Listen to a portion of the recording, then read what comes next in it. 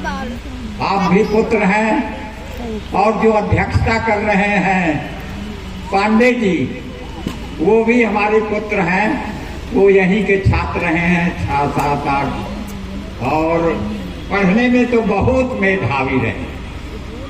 हम लोग समझते थे कि ये कोई बहुत चमत्कार वाले व्यक्तित्व के धनी होंगे और हैं भी।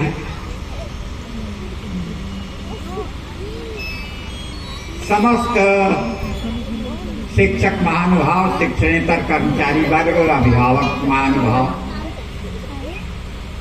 अभी हमारे बारे में आप लोगों ने बहुत ज्यादा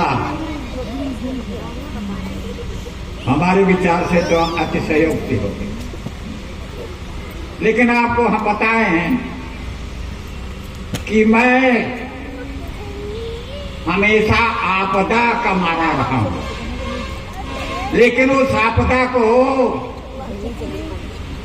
उसका हमने सदुपयोग किया। हम हमेशा आपको बताएं, हमारे पौत्र ने कुछ बात बताई, लेकिन वो उसका मैं संशोधन कर रहा हूं। 12 साल की उम्र में विवाह हो गया। 12 साल की उम्र में 13 साल की उम्र में पिताजी का स्वर्गवास हो गया। 14 साल की उम्र में टीबी हो गई। टीबी जिसको आज कैंसर से ज्यादा वो माना जाता था, टीबी को 14 साल की उम्र में टीबी हो गई। लेकिन आपको बताएं, उसको हमने उस टीबी को ऐसा परास्त किया। गोरखपुर से डॉक्टर ने बता दिया है, हेमंत कुमार बनर्जी थे, उन्होंने कहा आपको 3 महीने बेड रेस्ट करना पड़ेगा। और 1 महीने बेड रेस्ट तो हम जाके ससुराल में किए। और उस बेड रेस्ट का हमने इतना सदुपयोग किया बंधुओं कि गीता की पूरी किताब रख डाली और श्लोक संख्या सहित कौन श्लोक किस अध्याय में है। और 3 महीने में जो गीता को रट लिया और उसके बाद हमारा पता नहीं कहाँ वो टीबी चला गया और मैं पूर्ण रूप से स्वस्थ। तो आप सबसे निवेदन है कि हम तो जो अपने को मानते हैं वो भगवत गीता की देन मानते हैं। और बंधुओं, गीता में 100 श्लोक के बाद पहले अध्याय का 47 श्लोक और दूसरे अध्याय का 53 श्लोक, 100 श्लोक के बाद एक आदर्श कर्मयोगी की कल्पना की गई है स्थित प्रज्ञ के रूप में। दूसरे अध्याय का 54वां श्लोक स्थित प्रज्ञ के बारे में परीक्षा है, प्रश्न है। और 55 से 72 दूसरे अध्याय का अंतिम श्लोक तक 55 से 72 ये 18 श्लोक आदर्श कर्मयोगी की कल्पना गीता में की गई। और बंधुओं,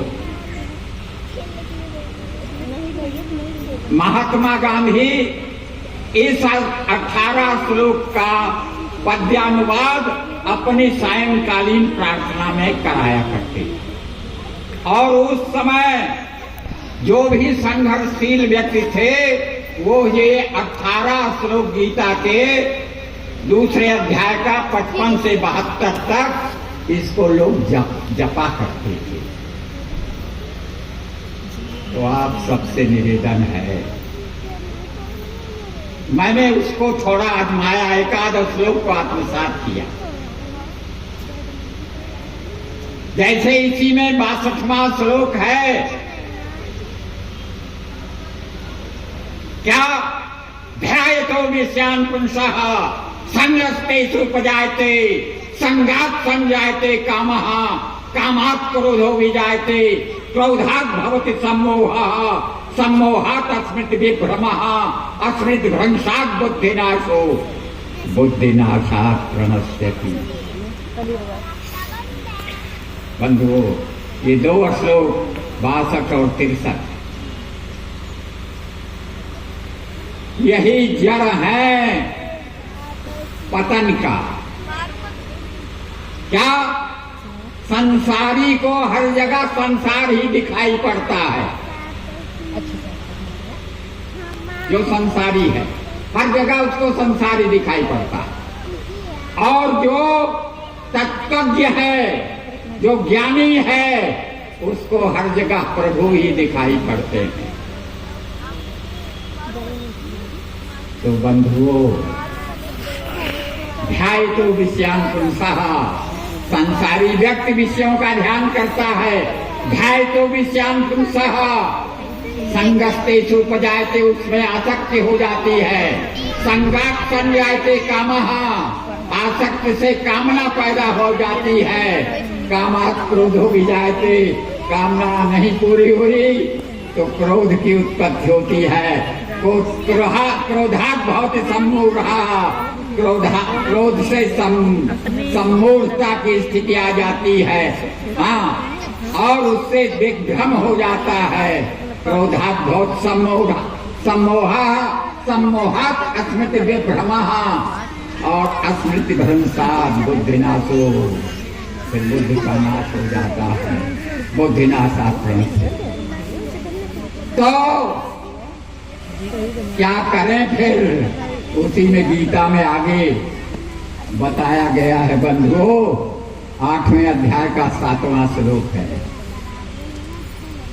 क्या? तस्मात् सर्वेषु कालेषु माम अनुस्मर,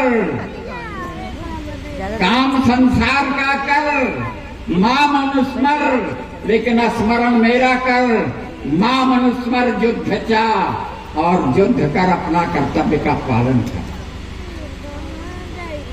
अभी जो संचालक महोदय थे उन्होंने बताया, हम प्रायः कहा करते हैं कि हर व्यक्ति के पास 4 अमूल्य निधियां हैं, तन, मन, बुद्धि और आत्मा। चारों की अलग अलग आवश्यकताएं हैं। तन को धन चाहिए, मन को मान सम्मान चाहिए, बुद्धि को सत ज्ञान चाहिए, आत्मा को भगवान चाहिए। अब प्रश्न उठता है कि भगवान को क्या चाहिए? भगवान को चाहिए आपका मन और आपकी बुद्धि। गीता में बराबर भगवान कह रहे हैं, तस्मात् सर्वेषु कालेषु माम अनुस्मर युद्ध चा, मयि अर्पित मनो बुद्धि, मामेव इच्छत संशयम, मुझको मन और बुद्धि अर्पित कर दोगे तो मुझे निश्चय प्राप्त करोगे। भक्ति योग में 12वां अध्याय 8वां श्लोक, मयि एव मनाधत्स मयि बुद्धि निवेशय निवसिष्यसि मयि एव अतबोधम न संशया। मुझे मन अर्पित करो और मुझे बुद्धि अर्पित करो तो तू मुझे प्राप्त करेगा, मन मना भव। और आपको बताएं बंधुओं, यही दिक्कत है। इसीलिए हमने अपने नाम में लोगों से कहा, भैया मनीषी जोड़ दो। क्या? मन भगवान को अर्पित कर दो। इसीलिए अपने यहाँ राम सूर्य वंश में पैदा हुए। सूर्य बुद्धि का देवता है।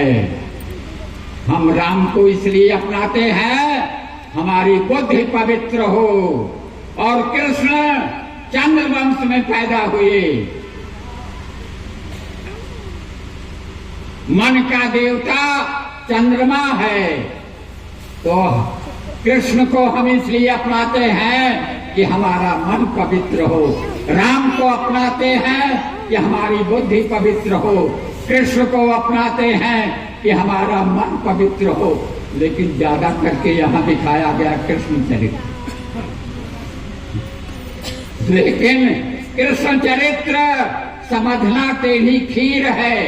कृष्ण चरित्र तो बंधुओं आनंद के लिए है, और रामचरित्र जो है वो समाज के लिए है। पहले राम बनिए, तब कृष्ण का चरित्र आपके पल्ले पड़ेगा। भगवान राम ने जैसा किया वैसा हमको करना चाहिए। भगवान कृष्ण ने जैसा किया वैसा हमको नहीं करना चाहिए। भगवान कृष्ण ने जैसा कहा गीता में वैसा हमको करना चाहिए। अभी डॉक्टर शिववरण शुक्ल जी ने कहा कि सब लोग अपने अपने कर्तव्य का पालन करें। बंधुओं, शिक्षकों को अपने कर्तव्य का पालन जरूर करना है। भारत शिक्षण संस्थाओं में बसता है। शिक्षण संस्थाएं ही विश्व में राज्य कर रही हैं। तो हम अच्छे बच्चे निकालें, चरित्रवान बच्चे निकालें, ये हमारी जिम्मेदारी है। और हम तो यहाँ जब प्राचार्य थे तो गीता का बराबर उपदेश दिया करते थे, और हमारे कुछ अध्यापक कहते थे पंडित जी आप उपदेश देते हैं लेकिन बच्चों के पल्ले नहीं पड़ता, तो आपका उपदेश देना बेकार। तो हमने कहा भैया ऐसा है, गीता में ये कहा गया है कर्मण्येवाधिकारस्ते मां फलेषु कदाचन मां कर्म फल हेतुर्भू मां ते संगोऽस्त्व कर्मणि। कर्म का अधिकारी तू, फल न तेरे हाथ में, न हो तुझे फलाकांक्षा, न हो प्रीति या कर्म में। तो हम सद्मार्ग दिखाएंगे, चलना आप लोगों को है। चलेंगे तो कल्याण होगा, और नहीं चलेंगे तो आपकी इच्छा। और अभी शुक्ला जी ने कहा गीता में 18वां अध्याय मोक्ष संन्यास योग है। हमारा लक्ष्य मोक्ष है, और संन्यास हमारा मार्ग है। उसमें क्या है, 45वें श्लोक में है गीता के 18वें अध्याय।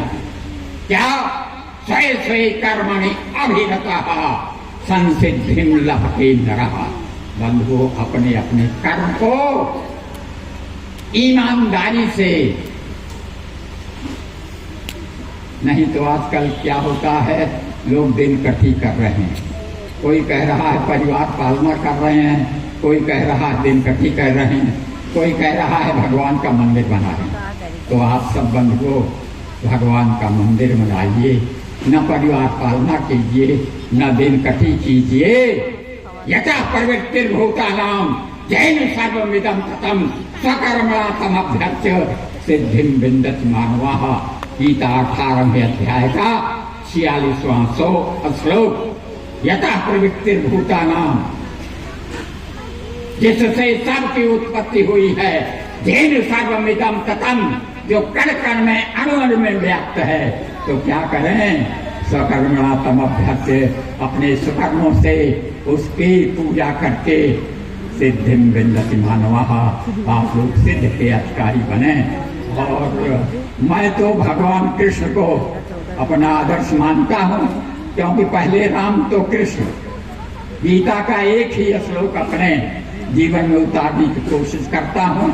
विवेकानंद जी ने कहा दूसरे अध्याय का तीसरा श्लोक, हाँ उसी को अपने जीवन में उतारने की कोशिश करता हूँ। क्या है, ब्रह्मास्मगमः पार्थ नैकत्वय उपपद्यते क्षुद्रम हृदय दौर्बल्यम त्यक्तोत्तिष्ठ परन्तप। आए भारत के लोग, उत्तिष्ठ जागृत प्राप्य वरान निबोध। उठो जागो, और जब तक लक्ष्य की प्राप्ति न हो जाए, जब तक भारतवर्ष वैश्वगुरु न बन जाए, तब तक चढ़ाइए। इन्हीं शब्दों के साथ आप सबके मंगल भविष्य की कामना करते हुए